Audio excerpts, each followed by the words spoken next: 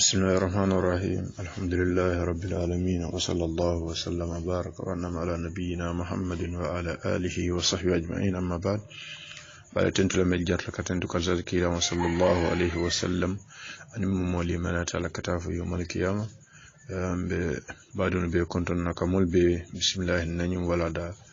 ورنجات ميالون كابي دنن سنكرولا كيتيوري نيللا يو ولا دا من تميدانو lota no nyinin kar tan nan nani jawle to wolum nyinin karo mi alon ka be dending kaje ko mi moye oxygeno ya fix mola moya use wala ka pompo use comme ni asma mi an ka fonyo di mola fo be sunti nyala la ban ay tan le ko mi wolon na le tan ni ma wuti sunti nyala yo bi be commence la dem nyinin kar tan nan ni lulu janko al khala'u ad-dars fi nahar ramadan هل خلق الدرس في نهار رمضان يفسد الصيام ako fomo na nyingo wutu alayin tanka nyimirla ka ke men ni moy nyingo wutu sun karoti liwulo fo ka sun tinyala ba ako si nyi wutu ken so da ma sun karo ko na bugo sun tinya lakin law dakhala ila al-jaw fi shay'in min al-ma'i wad-dam fasada as-sawm bani atari abe wutu ka wato men jiyo walla yelo adun takono to sumoti nyaatale adun nin sumoti nyaata sunkaro kono yin kanu le famuta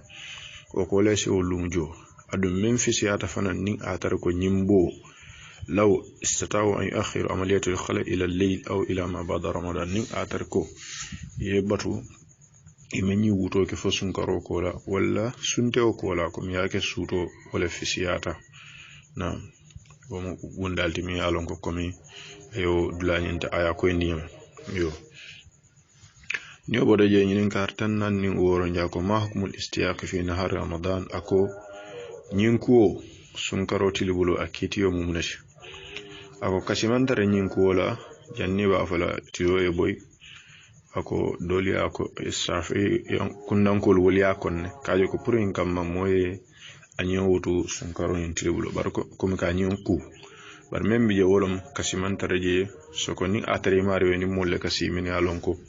ni me nyun ko askeno sero e mami alonko o sero nyin amambetia ro kamara kasiman taraje me alonko e mari oni isake ro kamala muslimo fana kasiman trima pour que nyi ngoku karan kila sallallahu alaihi wasallam la hadithu ta ko lawla an ashuka ala ummati amartuhum bishwaq inda kulli salat kaje ko nin atar ko nta kulen atakule alam mantul kambe nin ko abe telefon mi an ka be farla le kan wate ni wate mariol minu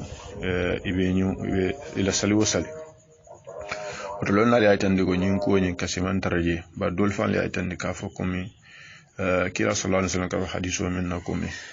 sunna dala siro ni wole diata katambi karban diola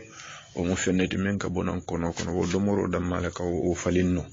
wala atinna ni mo be sunna hana ya da ko nyande kaje ko finjalo do ka fundino akono o ka bonu funu wati men amari o sungote kato jama bi jabe denni sunte ko nuwoni la ko mi domoro mi anka mankije yo oto olom nyinin kartan nan nin woron jale nyinin kartaw tan nan woro la nyako هل يفطر من غسل السواق ما بقى رطوبة واستاق به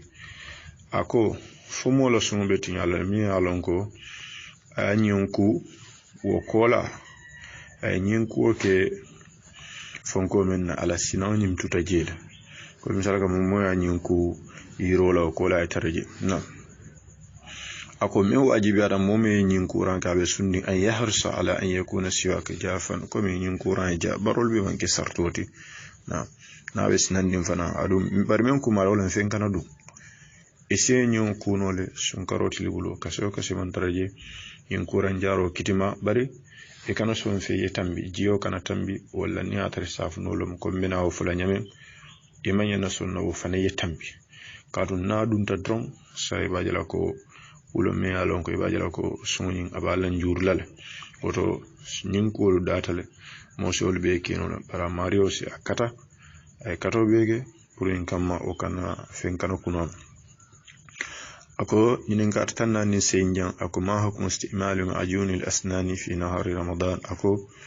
muno mu kitiyoti pour moy do kundiro ke tit broso wala mu da kuran safuno mi ango e ka kenyi fonko bala molke da ko wala ako kitiyo muneto moyo use sun karoti blu ako kawo use kawo do kundi ke fanna fa wala sun karoti blu o buka suntinya na ko ite mako fe man fute ikono bari ko me doliaje ko ya konne wala yeboto fo sunte ko la bari men biye doron amanke kuti mi alon ko a haramiyata sunnama pour kaje ko moya da ko safuno nyin bari sa hakilo to bake doliaje ko amumo satu je karum dol biye ka sukuro so pour inka makanta ta kana war commission e ke da kono anin ay tambi wote client hani jiyo men sunna ka sulala mamara sunna ka sula fena mi tambe jojo se ke no ida kono kon mi saldi do ida ko bar ko men ko mara kana tambi yo woto ay tande ko nyun do fena sinandro kamma aseke no bari akana tambi na sew kan tabake yo dolaje men ko ida ni satuje wala fena officier ko misal kama nimmo wulta surola na dumoro ka sa nyun kuno la na nyun ku fo ka pare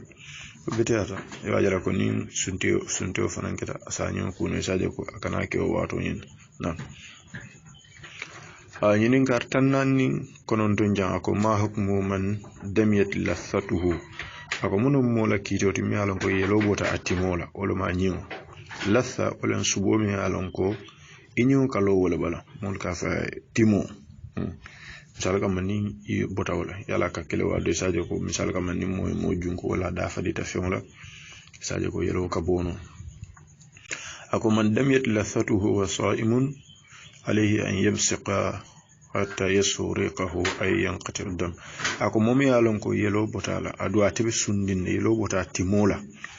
wata be sunkarol kono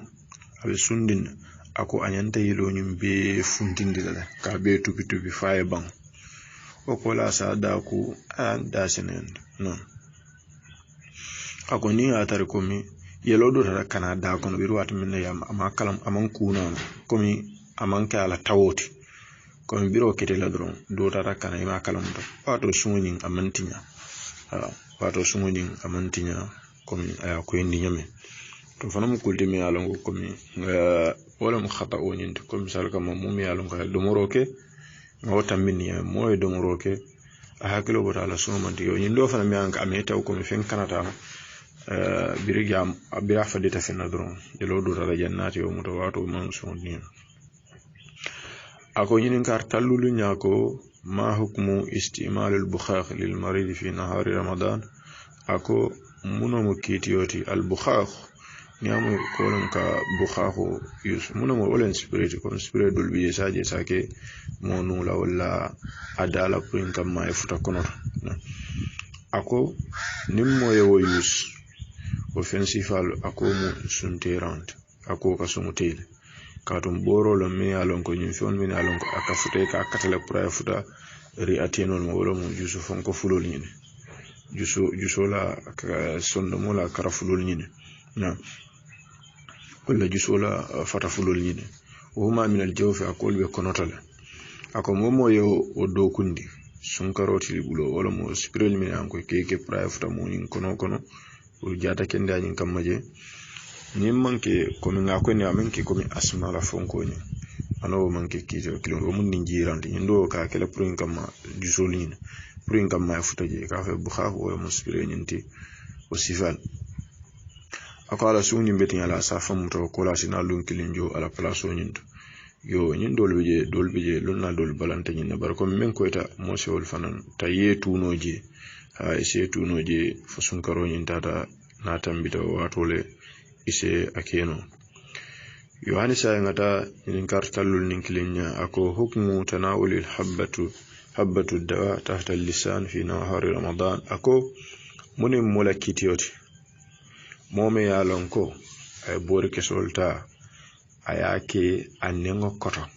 sun karoti libulo komi ga ho bori kesol be kala en koto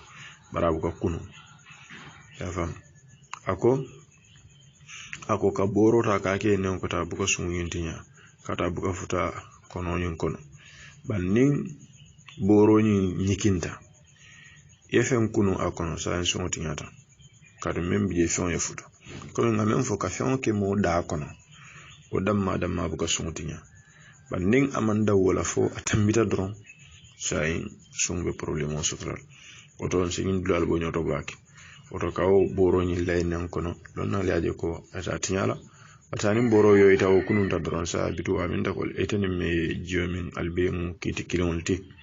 to kamala dulal timi alon ko sewo fana ko indi ako yinin kartalul ni flanja إذا توضأ شخص فوصل الماء المضمضة إلى جوف فليفطر صومه ako nimmo esal jiomuta jiona tafuta ikono kono wolam komi isal dimre do ye da surba wala no don jio tambita ya ako nimmo ya da kuju jiona tafuta je ame taw ala sunu mantinya ado amalanda tambije wolam ime taw adi fanan man ko yalla na ta hadiso kira sallallahu alaihi wasallam ako balu filistin sha illa an takuna sa'iman ako ni we num surbalani da ani da isa ke kende ke fo ni be sunni kana ke ba no jewe tambila lon na dol ko nim moye taw sai ite wolo ite fan sunkaro ko ne ke num surba ba ke ni jo tambide la sunti na ya je ko ila sunni ite fan le atinya katun kila mul fatanda o jose tambino wati non abem biye doron nin atambita man ka mari wala tawonyinde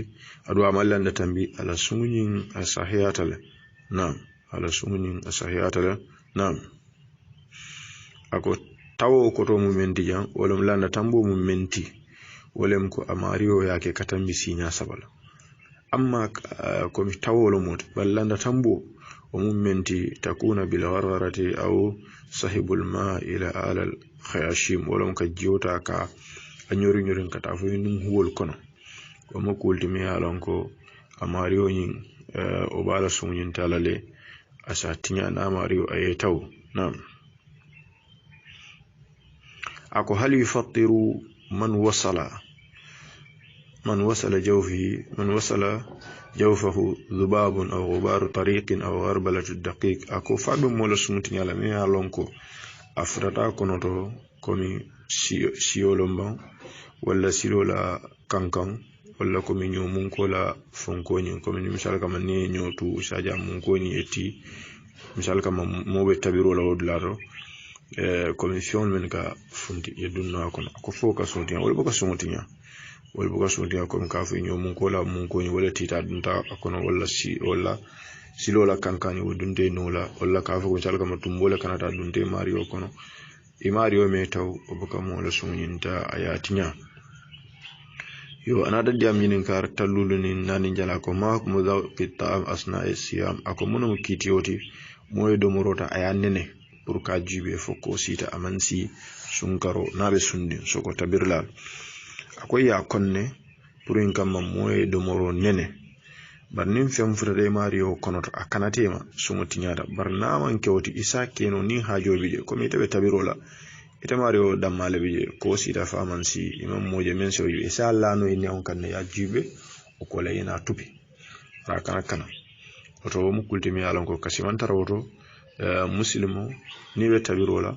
men ko ita ya tuye so ko ni mo so men sa keno ba sa ni ita damale bije modo tije wato isa Allah no ine on kan pour yaji be ko sita famansi o ko la ya tupi amanya na kanala na yo no bataje sitani nin kar labandon be mem malabi ako ma hali addu tadkhin min mufattirat ako fo sigarti saba nyama saba wala tay saba wala ka sisa saba komi ganim men ke masion laten wolbe fol ka sumuti nyala ba ako wol musunte rante katun zaratu dukhan tadkhul ta'amud ila riwal de katun siso la nyakata la fo siso nyin kono nim fi on fota siso nyin kono don say kaje ko mu kono talti o ka sumuti nyala wala nan sigatro ka sumuti nyala momo nyanna ga ba sigatro fa haram ya tale katu ile jata kende aka wole tinya ala ko la taqtulu anfusakum inna allaha kana bikum rahima al kanal fanfa ala bala fatalil wallonna al ko fion be motorala abedun tani ayo kono fion be abe fala bilaba walla abe fala sanji tanyato laba abe mu kulti ma ka haram ya muslimo en tatlo ya do han min ka sigatro deda hani lonna le docteur la ya tan ko sigatro ka motorala woto muslimol sakata e jam fama en furade en belola janna hada wa sallallahu wasallam ala nabiyina muhammadin wa ala alihi wa sahbihi ajma'in alhamdulillahi rabbil alamin assalamu alaikum wa rahmatullah